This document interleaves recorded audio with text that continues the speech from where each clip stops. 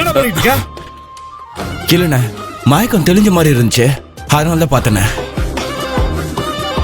வேலை பாக்குறவனுக்கு எப்பவுமே வேலையில தான் புத்தி இருக்கணும். அதை விட்டுட்டு வேற பக்கம் போச்சுன்னு வச்சுக்கோ, அந்த வேலையே விளங்காது.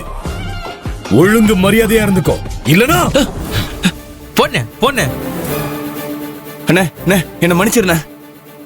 பொண்ணு பார்க்க சூப்பரா இருக்காளா, அதான் என்ன மீறி கை வைக்க போயிட்டேண்ணே. தப்பு தானே?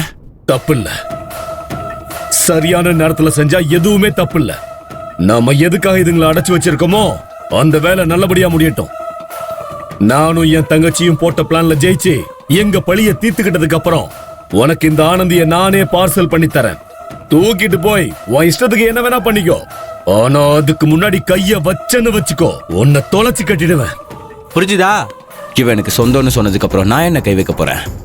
கிணத்து தனியா வெள்ளமா கொண்டு போகுது.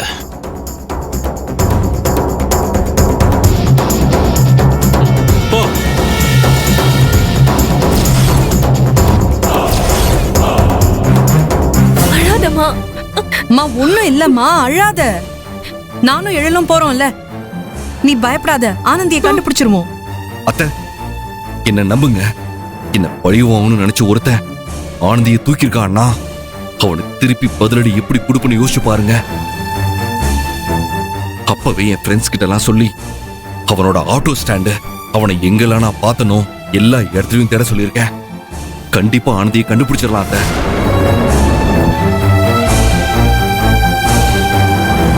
நாங்க ஒரு பக்கம் போறோம், இன்னொரு பக்கம் ஆதிரியும் பிரபுவும் ரோகிணியும் ரேவதியும் தேடி கிளம்புறாங்க. நீங்க தைரியமா இருங்க. அப்பா, நம்ம குடும்பத்தோட ஆதாரமும் அடையாளமும் நீங்க தானப்பா. தயவு செஞ்சு இதுக்கப்புறம் தப்பான முடிவு எதுவும் எடுக்காதீங்கப்பா. நாங்க ரோகிணி ரேவதியும் கண்டுபிடிச்சு கூட்டிட்டு வரோம், சரிங்களா? ஆதிர, வா போலாம். போயிட்டு வரோம் மாமா.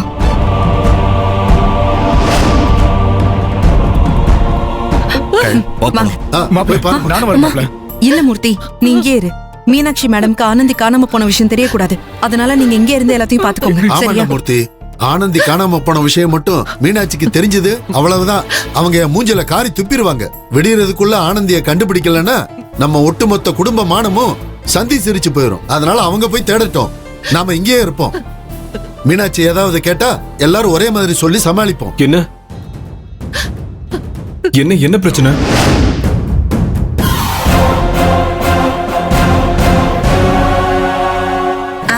வந்துட்டாரு சிங்க சூர்யா. வாயப்பாரு நல்லா. ஏய், அதெல்லாம் ஒண்ணு இல்லடா. இல்ல உங்களெல்லாம் பார்த்தா ஏதோ பிரச்சனைங்கிற மாதிரி தான் தெரியுது. என்னாச்சுன்னு சொல்லுங்க.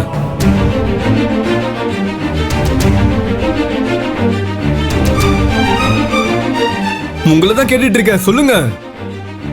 ஆனந்திய காணோம். அண்ணி,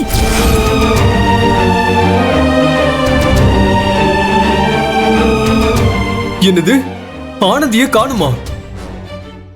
எப்பத்துல இருந்து காணும்? இப்போ கொஞ்ச நேரத்துக்கு முன்னாடில இருந்து தான் காணும் அன்பு. நினைச்சேன் இப்படி நடக்கும்னு நினைச்சேன். நீங்க எல்லாரும் சேர்ந்து கல்யாணம் டார்ச்சர் பண்ணதுனால தான் தாய்க்க முடியாம எங்கேயோ தற்கொலை பண்ணிக்க போயிட்டா. என்னடா வார்த்தை பேசுற நீ? சும்மா ஒரு பேச்சுக்கு கூட அபசகுணமா பேசாதடா. உன் கூட பிறந்த விடாவ அவ நல்லா இருக்கணும்னு தான் நீ. சும்மா என்னைய திட்டிட்டு இருக்காத. அவ இல்லாம போனதுக்கு காரணம் யாரு? நீங்க எல்லாரும் தான். அதுலயும் முக்கியமான காரணம் இதோ நிக்கிறாரு பெரியப்பா.